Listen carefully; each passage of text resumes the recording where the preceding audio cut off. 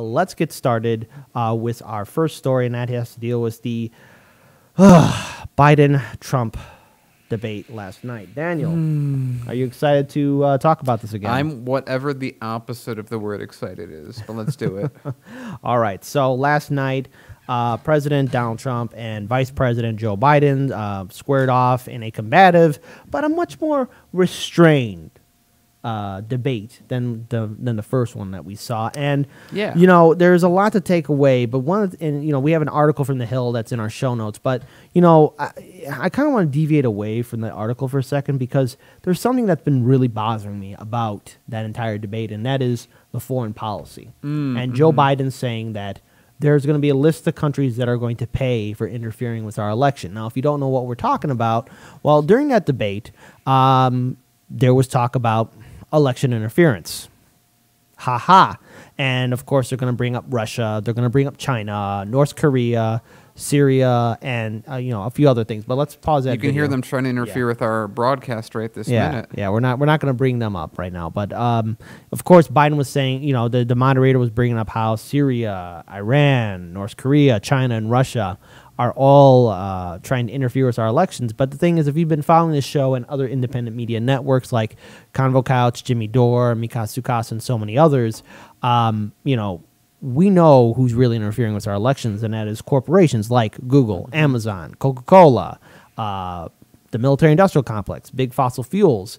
They're the ones who are interfering with our elections. They're the ones that are, rigging the primaries and rigging general elections for their favor, be it at the state level or federal level. And, I'm just concerned that if we look at a Biden administration, okay, great. Obama led us from 2 wars to 7. Trump, of course, he's going to continue on the wars, but he didn't lead us into new campaigns as of yet. I mean, if he gets reelected, who knows? In fact, if anything, it's been really fascinating to watch in Syria, him every time going, I'm going to pull the troops out, and then just other people override him, which they're not allowed to do, but they do. You'd think so because, he's the commander-in-chief, and he can, make the executive decisions, but I guess at the end of the day, the office of presidency means nothing. But then if Biden gets elected, okay, are we looking? Are we looking at more military involvement in Syria? Are we looking at further military actions against North Korea? I mean, what does that look like under a Biden administration?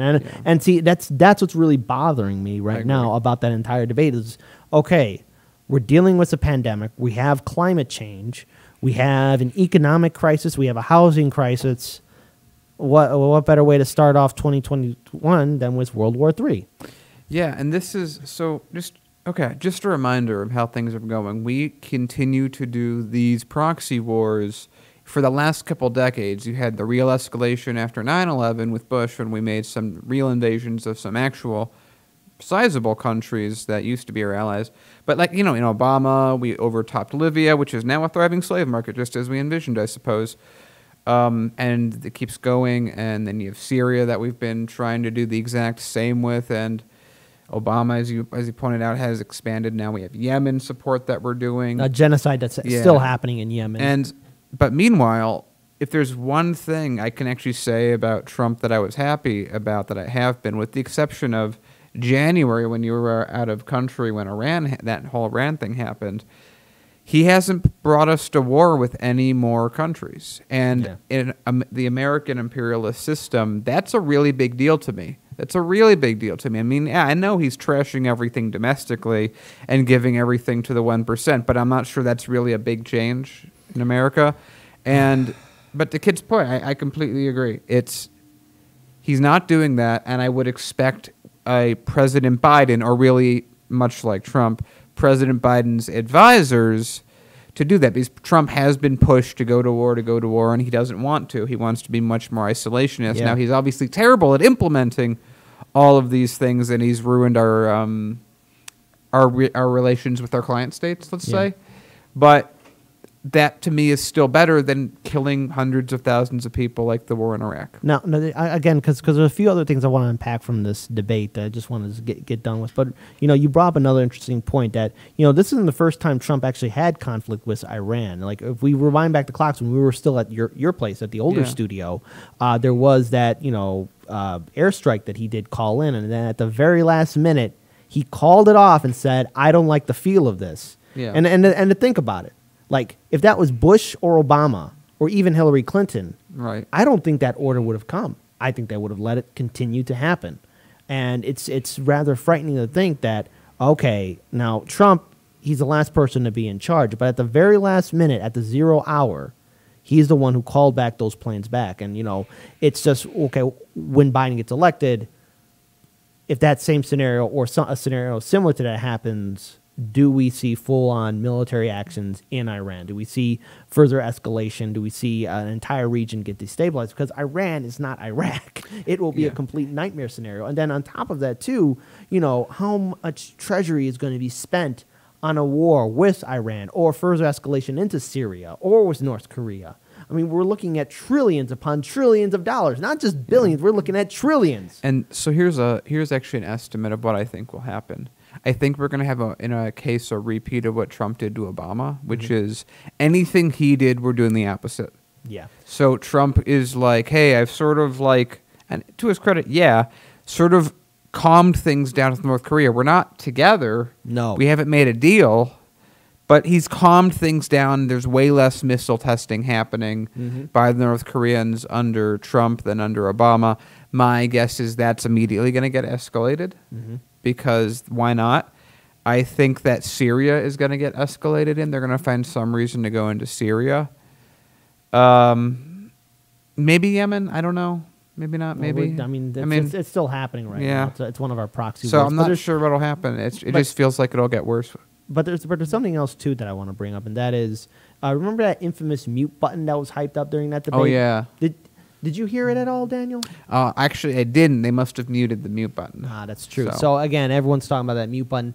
Didn't happen. And then another thing, too, that really upset me was to talk about the Affordable Care Act, also known as Obamacare, also known as Romney Care, also known as the health care plan that was created by the Heritage Foundation. And for those of you who do not know, the Heritage Foundation is a conservative think tank.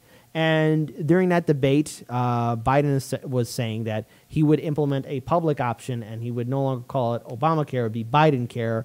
And I just can't help but think, when you and Obama had that supermajority in the Senate and House, why didn't you implement a public option right then and there? Now, look, the Affordable Care Act is not perfect, and a public option is not what we're looking for. We need Medicare for all. We need single-payer health care. But, again, Biden was saying healthcare should be affordable. Healthcare should be available to everyone. But the Affordable Care Act doesn't do that. It never will. And then Trump is saying everyone's going to get healthcare, but he's never going to implement Medicare for all. And if he wanted to, he could, but he's not going to do it. And this whole idea about Medicare for all or even healthcare, people right now are struggling with their medical debt. And on top of that, we're still dealing with this pandemic. And we've seen the same reports where you got people who are recovering from the pandemic, but they're walking out of the hospital with $100K in debt or $1 million, give or take. I mean, that's the ballpark numbers: $100K to $1 million, and anything in between that. Does that sound like affordable health care? No, I can't think of any other country that has such a backward healthcare system like ours, and we're supposed to be the leading superpower in the world. I think I know a country. Probably Yemen, because we blew up all their hospitals. Probably so. But my goodness, I mean, it's so many issues were being ignored. And then when it came down to climate change and big fossil fuel, like the big winner was fossil fuels, because basically Biden clarified his statement on fracking: no fracking on federal land. Okay, great, but there's a lot of underground reservoirs, and a lot of those reservoirs don't really understand like the border areas that we put in. So fracking is still going to implement. Well, no, it's not even. Here's the thing: there's a really good video you can find, actually also by C.G. Pugray, on federal land. What he's really saying when he says federal land is no fracking in some of the West Coast region and some of the mountainous regions, because if you look at federal land ownership, and we're talking a lot of Pennsylvania's, a lot of what they're talking, that's like 0.5% federal land. So saying that's the same way in this studio or even this table, as you guys can see the table we're at. Can we wide shot for a second? Yeah, we're at. Yeah. So that's saying hey, you can't touch any part of this table at all. No discussion except right here. Yeah. And So, well, no, actually, just right there, and then the rest of it's open because that's where a lot of fracking happens is in the Midwest and in like North Dakota, those sort of states, in and a lot of East Coast. That's where the fracking is. So, saying I'm not gonna let you frack on federal land is like, hey, we can't let you frack in Nevada, Utah, some of California, some of Washington State, some of Oregon. So it's not even, doesn't really mean that much. I mean, it's sure, I'm sure it means that there's maybe a couple dozen less wells, but how useful is that when there are hundreds? Agreed. And, even then, too, and just one final comment, because then we should move on, because, and I want to give a shout out to actually someone in the live stream chat right now. Gray Walker joined third party. He says, so many rah Biden sites are saying Biden crushed Trump in the debate. I wonder what they were on. And I have to agree, because later on in the debate, they talked about criminal justice. And these are the last two individuals that should talk about criminal justice. Trump and Biden have horrible records on criminal justice. They are the last two people to talk about prison reform, criminal justice, police reform, or anything like that. Never forget that Trump is the one that made that op-ed about persecuting, those young black men who were accused of a crime that they didn't commit. And then there's Biden, who wrote the crime bill that incarcerated black communities, Latino communities, and he has never once apologized for that crime bill. And that's an issue. And again, we're still dealing with the aftermath of the 1994 crime bill that Biden wrote, that he is proud of, that he never apologized for. And the sad fact is, even Bill Clinton, a horrible president, apologized for his involvement in signing that bill. And Biden has never apologized for it. And a lot of people, a lot of communities, a lot of working class communities across this country have dealt with the aftermath of Biden's decision. And he's never really looked at it. And since it's been brought up, he might occasionally say, well, it was at the time we had to do this and that. And, his actions have consequences. And, this opened the door for somebody like Donald Trump to capitalize on all this. Yeah, again, it's like, my thing still remains that neither person is going to help America get better. It's just how they will make it worse. And what more will we have to do eventually to undo the mess that they create? That's all this is. Everyone that's like, like Gray Walker said, Biden won. Look at he did this thing and then he lost on this thing. It was a wash. I mean, it was a wash. Yeah. It didn't add up to anything for anyone. Both of them are terrible. And again, I still come back to my way of looking at a debate, win or loss, is who realistically changes their mind from watching, or who is more likely or less likely to go out and vote. And based on the response that Kit talked about, that I've seen as well, it turns out no one really changed their mind, and both sides are using this entire debate to say, no, we're right about the decision we already made. Yeah. And I think I'm going to give the final note to Pat Brannigan in our live stream chat. Biden and Trump should be living under the care of the criminal justice system. And you know what?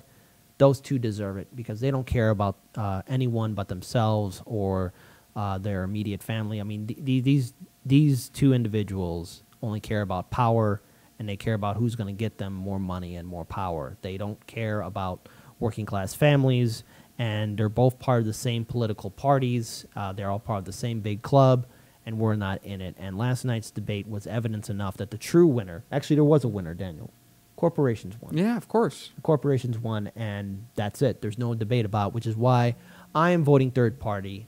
And I ask many of you to consider voting third party. However each of you are going to vote in your own way, however you feel comfortable, whether it's for Biden or Trump or third party. But I think now more than ever, we have to walk away from the two-party system, because the neoliberal Democrats and the neoconservative Republicans have never cared about us. They only care about their number one constituents, and that is the top 1%.